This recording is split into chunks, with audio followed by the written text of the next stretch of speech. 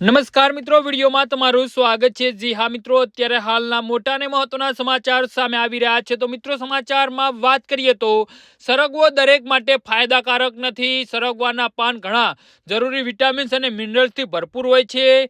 તમે એવા દાવામાં સાંભળ્યો હશે કે તેનું સેવન કરવાથી ઘણી બીમારીઓ બચી શકાય છે।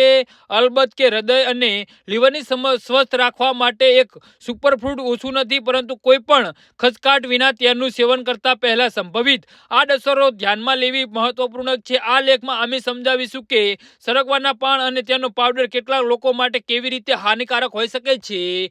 જી હા મિત્રો, અત્યારે હાલના મોટા અને મહત્વના સમાચાર સામે આવી રહ્યા છે।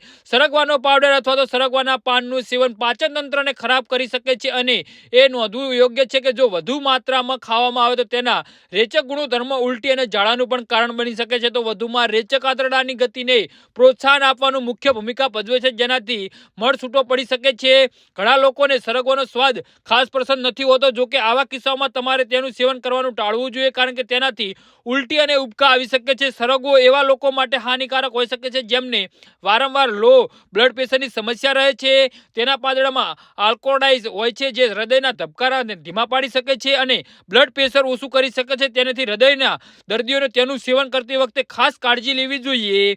જી હા મિત્રો, તો આના વિશે તમારું શું કહેવું છે તો નીચે મારી કમેન્ટ બોક્સમાં જરૂરથી જણાવો।